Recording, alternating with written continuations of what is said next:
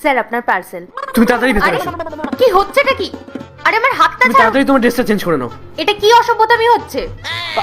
আমি তোমাকে সব খুলে বলছি। আগে তুমি এটা আমাকে দাও, এখানে রাখো। তুমি এই শাড়িটা পরে তাড়াতাড়ি আমার বউ সেজে রেডি হয়ে যাও। আপনি কি পাগল হয়ে গেছেন নাকি? একই জোর করে আমাকে ঘরের মধ্যে টেনে নিয়ে আসলেন, আবার বলছেন ড্রেস চেঞ্জ করতে, আরেকবার বলছেন শাড়ি পরে আমার বউ হয়ে যেতে। আরে আরে আস্তে কথা বলো, দেয়ালেরও কান আছে, সবাই শুনে ফেলবে, উল্টো পাল্টা ভাববে। দেখো আমি তোমাকে সব বুঝিয়ে বলছি। আসলে আমি অফিসে বলেছি যে আমি বিবাহিত, আর সেটা শুনে আমার বস আমার স্যালারিও বাড়িয়ে দিয়েছে। আর আজকে হঠাৎ করে উনি আমাকে বলছে যে আমার ওয়াইফকে নিয়ে নাকি আমাকে অফিসে যেতে হবে। এখন যদি বস জানতে পারে যে আমি অবিবাহিত, তাহলে তো উনি আমাকে কাজের থেকেই বার করে দেবে। তুমি প্লিজ এই শাড়িটা পরে রেডি হয়ে নাও। তুমি আমাকে যত টাকা বলবে আমি তোকে তত টাকা দেবো। টাকা? ঠিক আছে, 10,000 টাকা নেবো কিন্তু। মাত্র 10,000-এই ডান? হ্যাঁ হ্যাঁ, 10,000-এই ডান।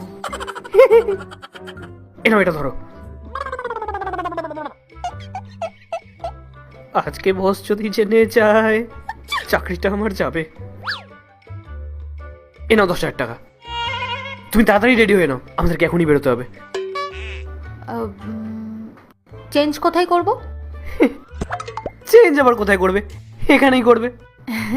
তাই নাকি? এই যে মজাটা করলে না, এর জন্য 2,000 টাকা দাও। হ্যাঁ, 2,000 টাকা আমাকে দাও। আগে তো নিজেকে বাঁচাই, তারপর দেখছি।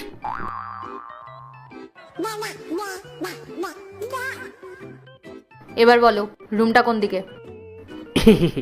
এই যে সোজা দেখছো, এই সোজা গিয়ে বাদিকের রুমটা। ওকে।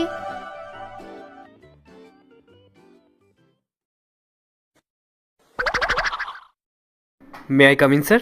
রোহন? Yes, come in. আসো।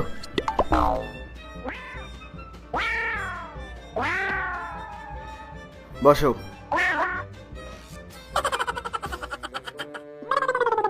Sir, meet my wife, meet my real wife. My wife sir. তাহলে রাহুল, ইনি তোমার ওয়াইফ? তা ইনি ঘুমটা দিয়ে বসে আছেন কেন?